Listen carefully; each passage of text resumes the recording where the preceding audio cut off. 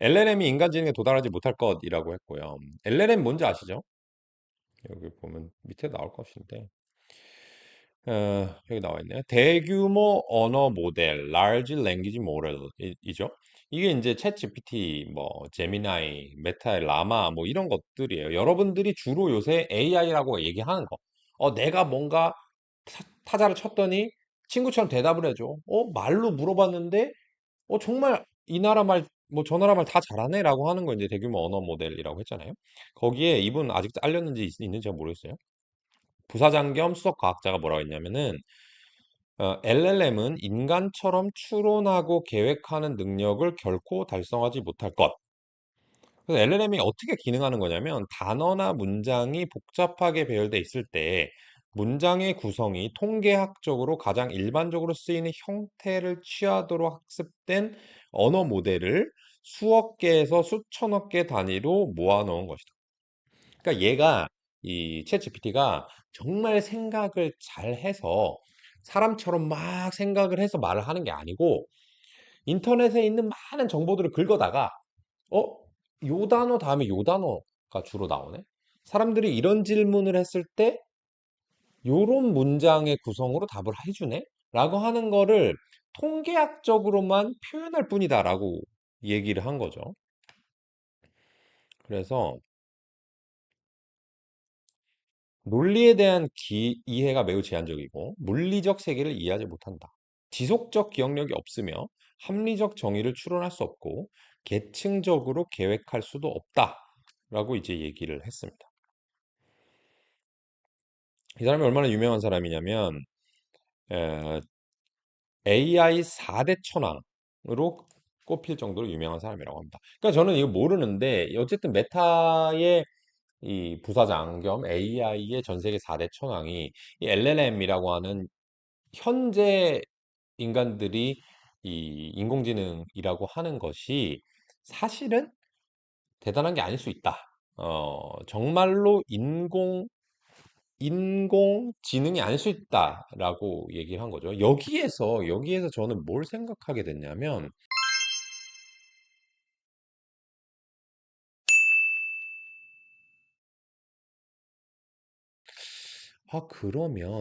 그러면 이 LLM 시장에서 돈을 버는 놈은 누구일까? 정말로 컴퓨터가, 로봇이 사람처럼 생각하는 게 아니라면 뭔가 배워야만 할 대상이 있다면 데이터를 가진 놈이 이기겠네? 데이터? 데이터? 데이터를 가진 놈 누가 있을까? 제가 여기서 하나 보여드릴게요. 이게 미국에서 이제 생각하게 된 건데, 예를 들어서, 제가 이제 3월 달에 또 여행을 갑니다. 거의 한 달에 한 번씩 어디 여행을 가는데, 이번에 하와이를 가려고 하고 있어요. 하와이.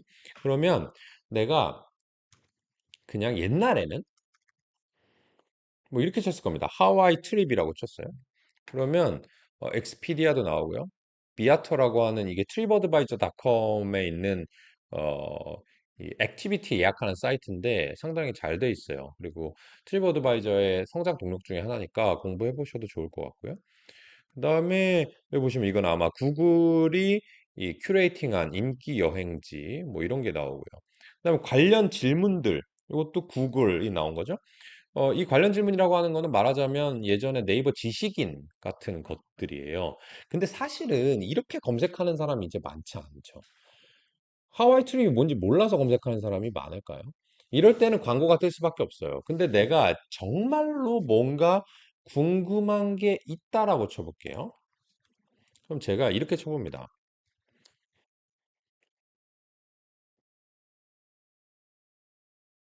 LA에서 하와이를 비즈니스 클래스를 타고 갈 건데, 어떤 항공사 비즈니스 클래스가 가성비가 좋아? 라는 게 궁금한 거예요. 그럼 이제 이걸 검색해 볼까요?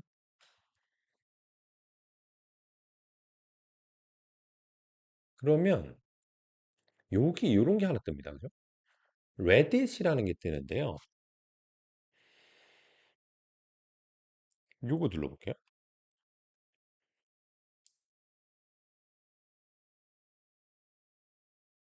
요것도 눌러볼게요. 그리고 이것도 한번 눌러보겠습니다. 이렇게 세 가지 제가 눌렀어요. 나머지는 대부분 광고 같았고요.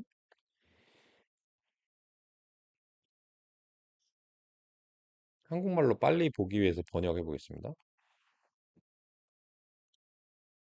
미국 본토에서 하와이까지 왕복할 때 비즈니스석하고 1등석, 퍼스트 클래스하고 뭐 어떻게 차이가 나? 여기 보면 남부 캘리포니아에서 며칠 보낼 예정이고 그 다음에 하와이로 갈 거야.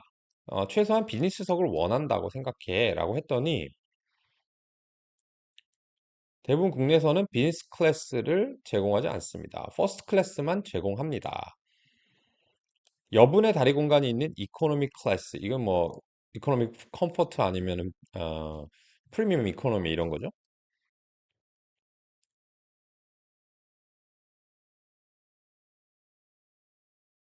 여기 또 보면은 캘리포니아에서 하와이까지 하와이안 항공 1등석을 이용하는 것을 추천합니다. 서비스를 철저히 즐겼고 좋은 분위기였습니다.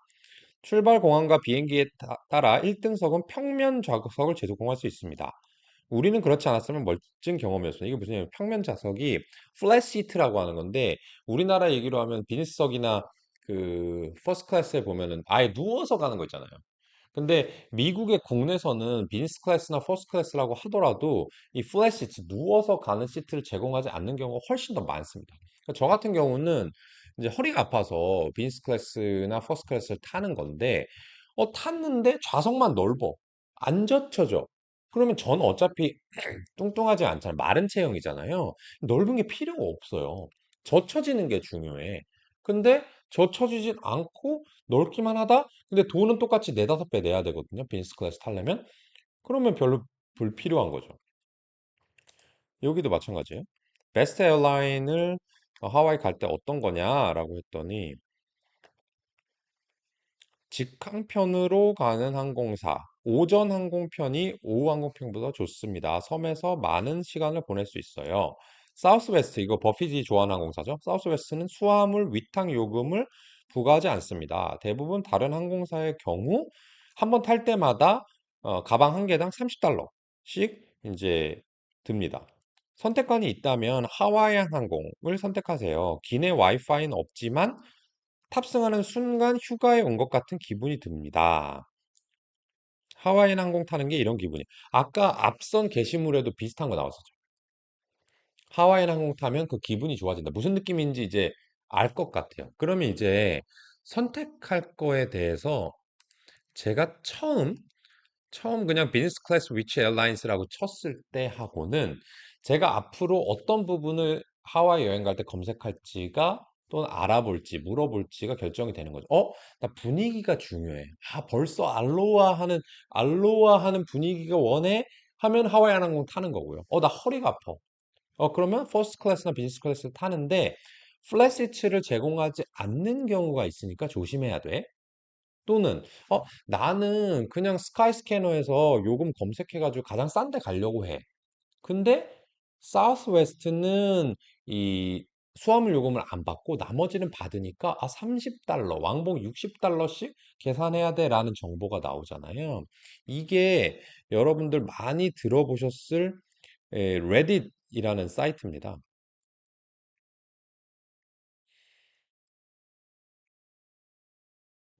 정말 가지가지의 내용들이 많이 있어요. 여기 보면 이렇게 슬래시 치고 옆에 나온 것이 이 사람들의 관심사거든요. 하나의 게시판, 하나의 카페라고 보면 돼요.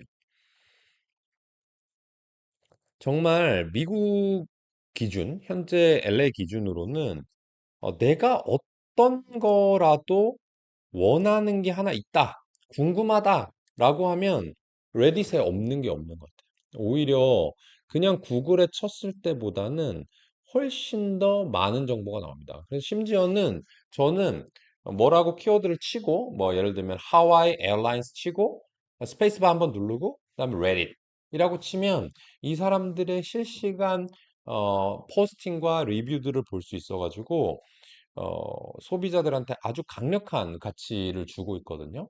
그러면 여기에 계속해서 사람들이 접속할 수밖에 없고 내가 있는 거에 대해서는 또 포스팅을 할 수가 있는 거겠죠. 심지어는 이게 앱도 있고 그냥 노티피케이션 알림 기능도 있는데 내가 관심 있었던 것이라고 몇 번 검색했던 쿼리에 대해서는 계속해서 알림을 줍니다. 너 듀오링고에 관심 있었었지? 어, 듀오링고 맥스 피처에 관심 있었었지? 이거 업데이트 됐어. 너 하와이 여행 가려고 했었지? 하와이에 관련된 포스팅이 더 올라왔는데 볼래? 이런 식으로 알려주고 있거든요. 그래서 사실은 우리나라 네이버 지식인은 망한 지가 좀 됐고, 블로그나 카페 이런 게 어떻게 보면 검색에 용이한 창구로 쓰였었는데, 이제는 뭐, 쿠팡 파트너스 뭐 이런 얘기만 나오고 하니까 사실은 광고로 변질이 많이 됐었거든요. 이런 부분들을 저는 레딧이 충분히 대체할 수 있을 거라고 보고요. 누군가가 저도 마찬가지로 여러분들한테 보여줄 때 구글이라는 이 포털 창구를 이용해서 들어가긴 했지만 검색하긴 했지만 결과적으로 내가 원하는 건 레딧에서 찾는 경우가 아주 아주 많거든요. 그 얘기는 이 레딧이 가지고 있는 그 글들, 리뷰들 이걸 어떤 식으로 뭐 평가할진 모르겠지만 상당한 데이터를 가지고 있고, 제가 아까 이거 시작된 게 뭐에 시작됐죠? LLM, 이 대형 언어 모델이, 어, 사실은 진정한 AI가 아니고, 사람들이 가지고 있는 그 데이터를 잘 보여주는 것만으로서 기능한다면, 이런 데이터의 내용이, 데이터 질, 양, 이런 게 상당히 중요할 것이다. 그렇다면, 레딧이라는 회사를 주목을 해 봐야 된다라는 거고요. 실제로 이런 기사도 있습니다.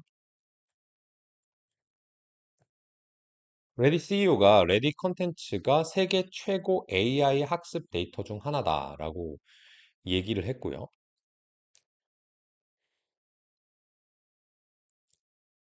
그 CEO인 스티브 허프먼인가 봐요. 이 월스트리트저널의 테크라이브 컨퍼런스에서 레딧의 컨텐츠가 세계 최고의 AI 학습 데이터 중 하나라고 주장했다. AI 군비 경쟁에서 자신의 위치를 찾기 위해 점점 더 가치 있는 상품이 될 것이라고 얘기를 했다는 거죠. 레딧은 거의 모든 주제에 대해서 구어체 단어가 풍부하고 지속적으로 업데이트되기 때문에 기계가 인간처럼 생각하고 말하는 법을 가르치는데 매우 유용하다. 그러니까 챗 GPT하고 구글의 제미나이하고 뭐 메타의 라마하고 뭐 요새 엑스의 글록 하고 이제 서로 이제 경쟁을 할 거 아닙니까? 우리 서비스가 더 좋아. 우리 거에서 검색해. 우리 거랑 얘기해라고 할 때 어떤 질문이든 빠르고 정확하고 구체적으로 답변을 줄 수 있어야 그 LLM 모델의 효용이 있을 거고 그래야 인간들 그 고객들을 강력하게 묶어두는 락인을 할 수가 있잖아요. 그러려면 데이터를 많이 가져와야 되는데 그 데이터를 직접 현재까지는 생성하는 것이 결국에 인간이고 그것을 가장 많이 그리고 가장 머신러닝에 적합하게 생성하는 게 레딧이라고 하는 거죠. 심지어 레딧은 공개 컨텐츠 정책을 수립하고 구글 및 오픈 AI와 주요 계약을 체결하여 자사 정보를 각사 AI 모델 학습에 활용할 수 있도록 했다. 이 계약의 일환으로 구글은 레딧에 연간 800억 원의 콘텐츠 이용 비용을 지불할 예정이다. 이렇게 얘기를 했거든요. 그러니까 사실 이때만 해도 레딧은 돈을 버는 회사가 아니었습니다. 물론 이제 매출액은 나는데 적자가 큰 회사였고요. 어, 계속해서 이제 사용자가 늘어나다 보니까 뭐 광고비도 많이 받을 것이고 해서 이제 수익은 꾸준히 빠르게 성장하고 있는 단계에 있는데 거기에다가 이런 LLM을 만들고자 하는 빅테크들이 데이터에 대한 비용을 지불하고 있다는 거죠. 그러면 어, 나중에는 이게 실시간으로 업데이트되는 이런 거에 대해서 더 비싼 요금제 또는 특정한 LLM한테만 뭐 공급한다라든지 이런 정책을 도입하게 되면 저는 상당한 가치를 지닐 수 있다. 뭐 이렇게 생각이 들고요. 그렇기 때문에 레딧이 주가 비싸요. 그냥 여러분 뭐 쉽게 투자할 수 있는 건 아니에요. 제가 잠깐 보여드리면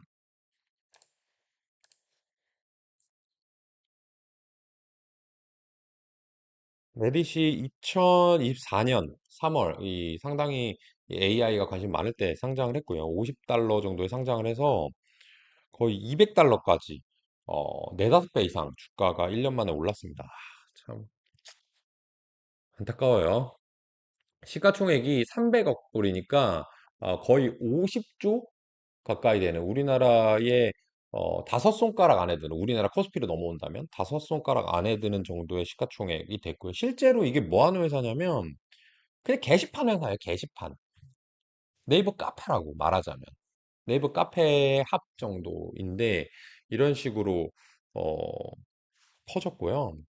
아마 아직도 적자일 가능성이 높아요.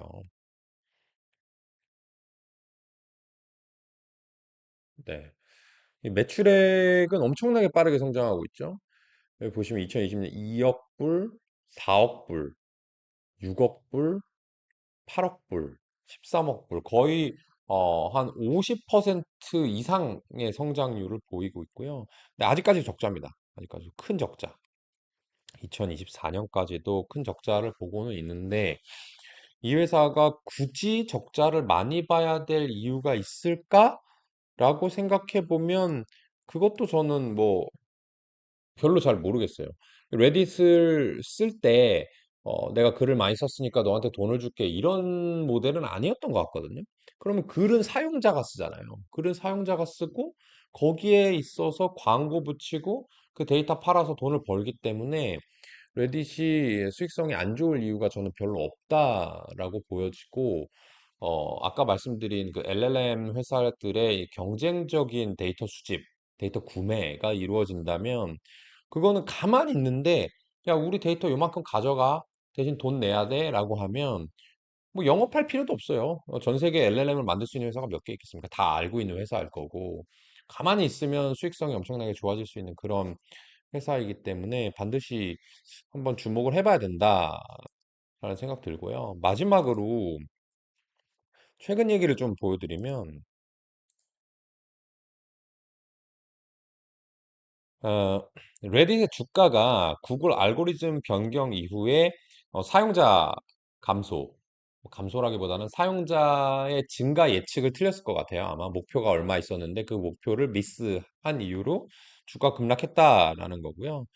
여기 보면은 수요일 날 15% 정도 주가가 하락했다. 왜 하락했냐면 사용자 수, 4분기 사용자 수가 기대했던 것보다 좀 부족했다라고 하는 거고요. 전체 사용자 수는 39% 정도 늘어서 1억 명 정도 됐고요. 근데 이게 무슨 의미가 있는지 모르겠어요. 월스트리트 에스티메이트이 1억 310만 명이었어요. 근데 실제 숫자가 1억 100, 1억 17만 명 정도 하니까 뭐 1% 정도 미스한 것 같은데 그래서 주가가 이제 떨어졌다라고 하는 거고 떨어진 이유로는 구글의 이제 검색 알고리즘이 이 유저 그로스의 변동성을 변동성 때문에 이 레딧 쓰는 사람이 많았다가 적었다가 이렇게 하면 구글에서 이 사이트 좋은 게 아닌가라고 생각하면서 순위를 내렸다는 거예요. 그래서 아까 제가 이제 하와이안을 검색했었잖아요. 여기 보면 이렇게 검색을 했을 때 옛날에는 구글의 사용자 되게 많아. 구글의 정보 되게 좋은 거야 해서 맨 위에 공표를 했다면 이 정도에 나왔다면 지금은 이게 구글 거죠.